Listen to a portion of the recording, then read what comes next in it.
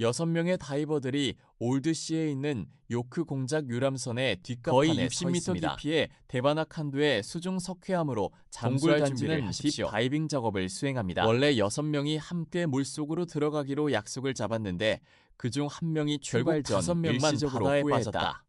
출시 초기에는 모든 것이 놀랍지 않았습니다. 이 다이빙 팀은 경험이 많고 모든 다이빙 장비를 미리 확인했습니다. 그들은 이 지역을 90분 동안 탐험하기로 되어 있었습니다. 하지만 정해진 시간이 흐른 뒤 아무도 모습을 드러내지 않았다. 2시간, 3시간이 지났습니다. 날이 어두워지고 해안 경비대가 긴급 전화를 걸었습니다. 그제서야 모든 사람들은 수중 동굴에서 파괴적인 사고가 일어났다는 것을 알았습니다. 평범한 관광객이 아닙니다. 이것은 두아나 칸두의 이탈리아 최고의 전문 수중 연구팀 중 하나입니다. 51세 모니카 데팔코니는 제노바 대학의 해양 생태학 부교수입니다. 수십 년 동안 그는 지중해와 인도양을 여행했습니다. 해초 침대와 산호초 생태계의 현장 지도. 그는 31세 생물학자 뮤리엘 오데니노와 동행했습니다. 두 사람은 수년 동안 과학 연구에 협력해왔습니다. 우리는 또한 많은 이점을 분리해서 몰디브에 이르는 해역의 해양 생태와 관련된 학술 논문. 페더릭 또한 31세. 과르디에리는 젊은 해양 생물학자였습니다.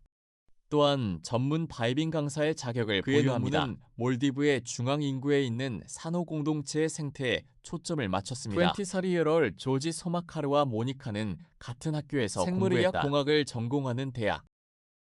또한 지안루카라는 치료팀의 리더인 머니카의 딸은 내부로 대체되었습니다. 그는 베테랑 기술 다이빙 강사일 뿐만 아니라 이 다이빙 유람선의 운영 대부분의 책임자입니다. 지역 주민보다 이 바다의 물에 더 익숙합니다.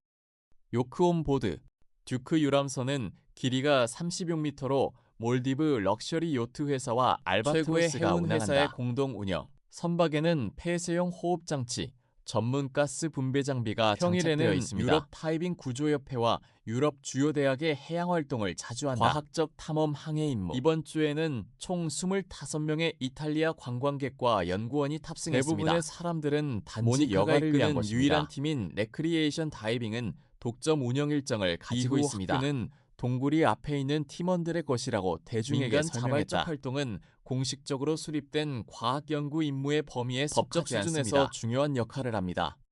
몰디브의 지방법은 여가를 분명히 규정하고 있다. 다이빙의 최대 깊이는 팀이 다이빙을 계획한 깊이인 30m를 초과해서는 안 됩니다. 거의 2배의 한계입니다. 그들이 이번에 침투한 드와나 칸두 동굴 마네에서 남쪽으로 약 100km 떨어진 와모 아톨 해역의 위치. 전체 인구를 관통하는 하수구입니다. 바다 위에서 와마의 아인 래프팅 다이빙 프로그램으로 오랫동안 알려져 있습니다. 촉발된 강력한 해류, 산호초를 가로질러 엄청난 양의 바닷물을 감싸고 있습니다. 상어를 유인하는 풍부한 해양 영양소를 가져옵니다. 그리고 해양 물고기 떼는 이 수중 수역 전체에 모여 있습니다. 자연스럽듯이 물절약 드라이브 장치. 동굴구는 수심 55m에서 58m의 심해경사면 동굴 입구는 바닥지대에 위치하고 있습니다.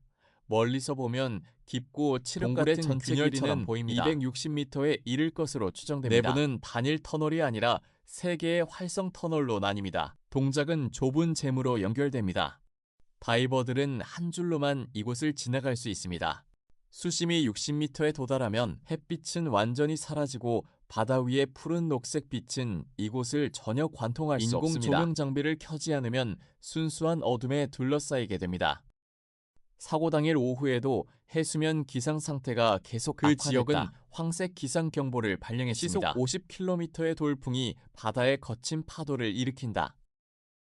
이렇게 좁은 하수도의 해수면을 들어올리려면 상승하는 바람과 파도는 강한 수중 저류로 직접 변할 것입니다. 움직이는 동굴 내부의 조류는 점점 강해지고 있으며 종종 경고 없이 갑자기 회전합니다. 오늘날까지 아무도 입구에서 일어난 일을 완전히 재구성할 수 없습니다. 관련 다이빙 분야 전문가 및 수색 및 구조에 참여한 후속 다이버 현장 조사와 결합하여 가장 정확한 사건을 하나로 묶었습니다. 주류 추측에 따르면 이 팀은 처음에 동굴 입구 지역을 간단히 탐색하려고 했습니다.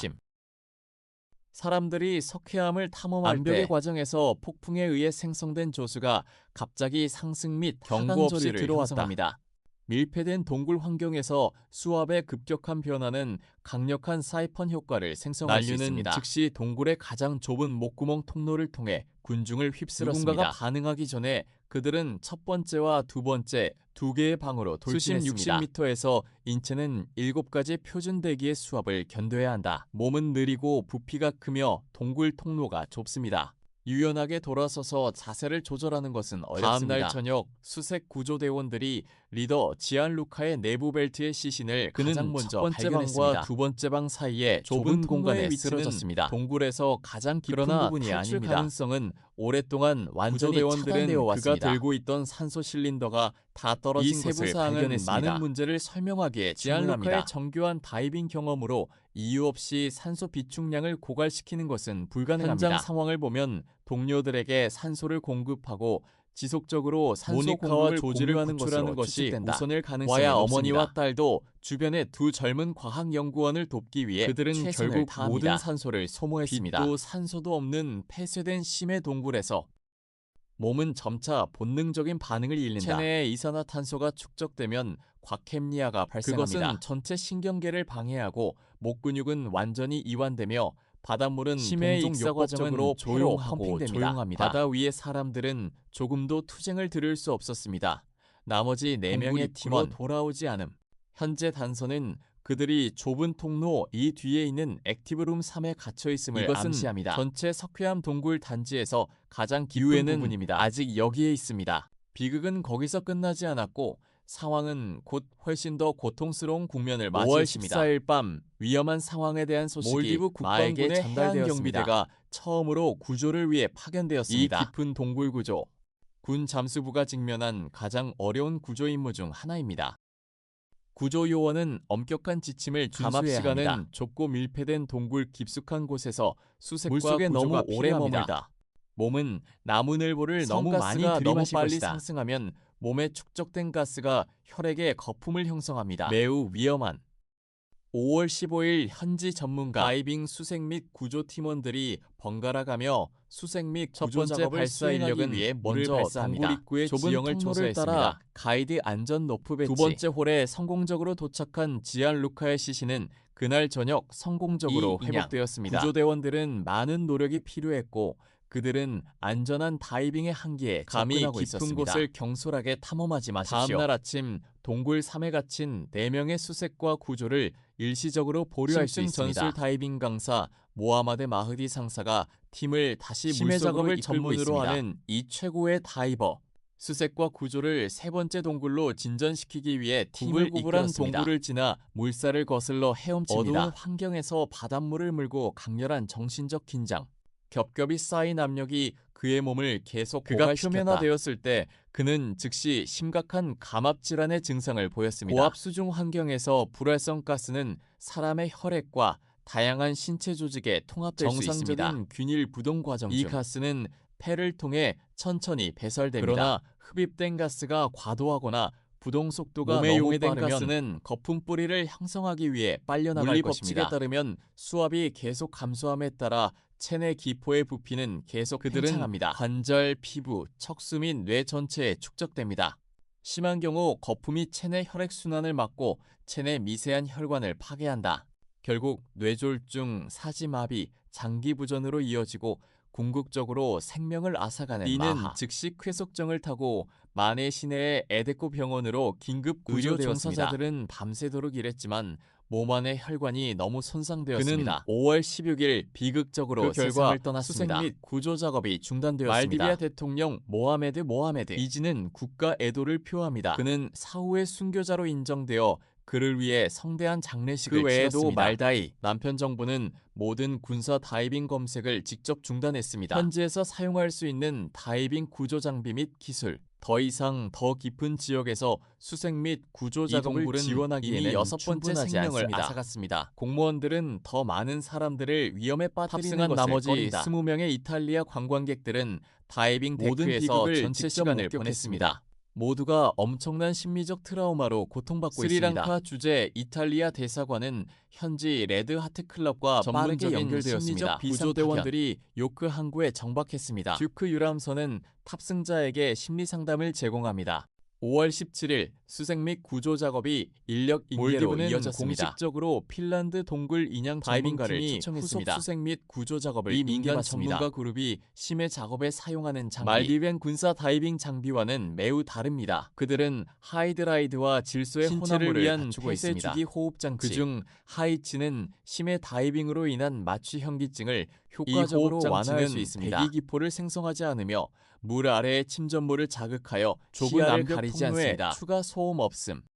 소리 없이 3번 방에 몰래 들어갈 수 있음. 또한 실제 상황에 따라 오랫동안 중지할 수 있습니다. 이와 함께 유럽 다이빙 구조협회가 파견한 이탈리아 전문가들도 현장에 도착했다. 한편으로는 전문적인 수색 및 구조 계획의 개발을 지원하고 시신을 다른 한국으로 돌려보내는 데 필요한 다양한 법적, 외교적 사고 조사도 동시에 공식화됐다. 이탈리아 로마 조달청은 전체 문제를 철저히 조사하기 위해 전임 판사가 이끄는 말다이 경찰은 조사팀을 구성했습니다. 다이빙 컴퓨터 녹음기를 모두 압수했다. 가스 배치 및 사용 기록 및 공기 압축기 작동 현지 직원, 관광부도 유람선의 모든 운항을 중단하라고 긴급 지시했다. 운영 자격 판매, 항공편 재개 여부를 결정하기 전에 기술 조사 및 관리 확인이 완전히 완료될 때까지 갑판에 머물면서 물에 들어가지 않은 다이버. 사건 수사의 가장 중요한 목표가 되었습니다. 그는 발사 전 임무 배치 회의에 완전히 참여했습니다. 나는 또한 팀원들이 내 눈으로 산소 실린더를 확인하는 이탈리아와 몰디브의 수사관들은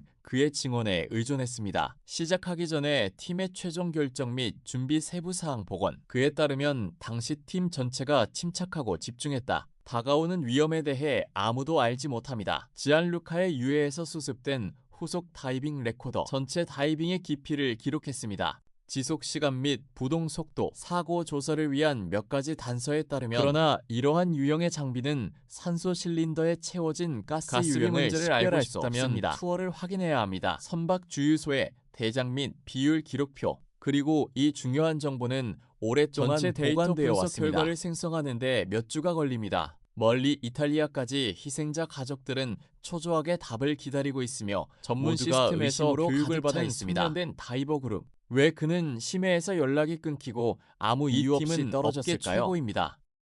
리더는 동지들의 생명을 구하기 위해 최선을 다하기도 했다. 구조하러 온 베테랑 군 잠수부들도 목숨을 바쳤다. 어떤 종류의 알려지지 않은 위험이 전문가 그룹을 눈 깜짝할 사이에 처음에는 절망적인 상황에 갑자기 강한 버드나무라고 추측했습니다. 및 먼지 팀원이 집단적으로 당황하거나 수중 잔해에 얽혀 그러나 다이빙 팀이 집단적으로 당황하고 통제력을 잃는 것은 불가능합니다. 모든 사람의 대처 능력을 미리 무너뜨리는 숨겨진 예상보다 간단합니다. 진실은 숨겨진 위험은 모든 사람이 운반하는 바다에서 일반적으로 사용되는 산소 실린더의 약 21%입니다. 60m 깊이에서 외부 수압은 표준 대기압의 7배입니다. 숨을 쉴 때마다 정상 농도의 7배로 호흡합니다. 규칙적인 공기에도 여기에서 다이빙하면 산소 부분 압력도 1.47 표준 안전한 사용 임계값 직전에 많은 다이빙 크루즈처럼 요크 공작은 평일에 레크리에이션 다이버들을 위해 고산소 다이빙 가스를 배치할 것입니다. 산소의 비율을 증가시킵니다. 바다 다이빙 중 인체가 흡입하는 질소의 양을 줄입니다. 시장에서 가장 일반적으로 사용되는 혼합물은 32%의 산소를 가진 탐험대가 라벨이나 사람의 실수로 혼란스러워하는 경우, 우리는 60m 깊이의 고산소 혼합물을 사용했습니다. 체내 산소의 부분 압력은 2.24 표준대기로 압력은 직접 상승합니다. 인체 중추신경계가 견딜 수 있는 산소의 안전한 값을 이런 일이 일어나면 다이버는 심한 근육 경련을 경험하고 의식을 잃습니다. 입안의 호흡 마스크가 벗겨지고 몇 초 만에 익사합니다. 가스 비율이 잘못되었습니다. 사용된 가스 비율이 완전히 준수되더라도 사고의 원인 중 하나에 불과합니다. 이 깊이에서 심한 마취를 경험할 수도 있습니다. 질소는 7기압의 심해 환경에서 인간의 신경세포막을 침범합니다. 술에 취한 것보다 훨씬 더 위험한 술에 취한 듯한 현기증과 무감각을 가져옵니다. 극한의 심해 환경에서 마취는 사람들의 반응 속도를 늦출 뿐만 아니라 또한 뇌 전두엽 피질의 기능에 직접적인 영향을 미치며 사람들이 감정을 제어하는 능력을 잃게 만듭니다. 어둠 속에서 얽힌 안전 로프는 풀기가 불가능할 수 있습니다. 좁은 통로는 눈의 구석진 미로가 될 수 있다. 경험이 풍부한 다이버들도 깨닫지 못한 채 일련의 낮은 수준의 실수를 저지를 수 있습니다. 침전물 외 그것은 또한 치명적인 위험입니다. 동굴의 바닥에는 수천 년 동안 휘젓지 않은 미세한 퇴적물이 있습니다. 다이버는 마음대로 발을 흔들기만 하면 됩니다. 그것은 침전물로 가득 찬 하늘을 올리고 빠르게 전체 수역을 덮을 것이고 오버헤드 서치라이트에 순식간에 0으로 떨어질 것입니다. 나는 길을 밝힐 수 없었다. 스티어링 로프가 손실되면 다이버는 탈출 방향에 대해 완전히 거대한 동굴은 닫힌 새장이 되었습니다. 여러 위기가 겹겹이 쌓이고 밀려오는 해류는 사람들을 그러나 깊은 바다로 침전물에 반응하는 사람들의 능력을 시야를 완전히 막았고 잘못된 가스 비율로 인해 팀원들이 갑자기 기절했습니다. 산소를 구조하기 위해 최선을 다했고 결국 돌이킬 수 없는 이 영상을 쓰면서 이어졌습니다. 모니카 몰리의 페데리코와 조지아의 시체는 아직 성공적으로 수습되지 않았습니다. 핀란드 전문 수색 구조대는 바다의 안정적인 날씨와 해류만 활용할 수 있습니다. 것은 불안정한 해류를 변화시킬 수 있습니다. 혹독한 바다 날씨와 동굴 자체의 위험한 환경이 결합되었습니다. 모든 발사는 알 수 없는 위험으로 가득 차 있습니다. 나쁜 소식은 슬픔에 빠진 이탈리아 제노바 대학의 관련 부서로 다시 보내졌습니다. 모니카의 남편 조지아의 아버지이기도 한 카를로 소마카르는 현지 언론과의 인터뷰에서 아내는 고백했다. 항상 엄격하고 꼼꼼했다. 극도로 조심해서 일을 하다. 알 수 없는 모든 위험을 항상 피하십시오. 아내가 동굴에 들어가기로 결심한 것을 보는 것은 어렵지 않다. 필연적으로 장면 환경 통제되고 있었고 안정을 깨뜨린 예상치 못한 사고였습니다. 미얀마를 위한 이탈리아 전국 생물학자 협회 피해자들은 모니카와 멀리의 이름으로 새로운 과학연구상을 특별히 수상 관련 업무는 레지오 칼라브리아 해양생물학학교에서 완전히 관리합니다. 현지 시간으로 5월 18일 아침 핀란드에서 세 사람이 왔습니다. 최고의 국제 동굴 다이버들이 인양을 위해 물을 보여주기 위해 홈페이지의 영상에도 포함되어 있습니다. 친숙한 2명의 선임 다이버 18일 베이징 시간 오후 7시 30분경 현재 파카리넨과 이탈리아 희생자 5명의 시신은 모두 수습되었다. 다이빙 세계의 큰 재앙. 팀 리더 지안 루카가 친구들을 보호하기 위해 산소를 희생했을 때의 결심을 보자 위험에 처했을 때 눈을 감고 수색과 구조의 모든 노력을 또한 기울였습니다. 수중 동굴에 숨겨진 위험을 보여줍니다. 지금까지 이 재앙은 4명의 연구원이 잠자고 있는 은둔 생활에서 끝나지 않았습니다. 이 비극 뒤에 숨겨진 완전한 진실이 있습니다. 일시적인 먼지일 뿐이야. 수천 년 동안 침묵을 지켜온 이 수중 바위에 봉인되어 후속 조치가 오늘 영상은 여기까지입니다.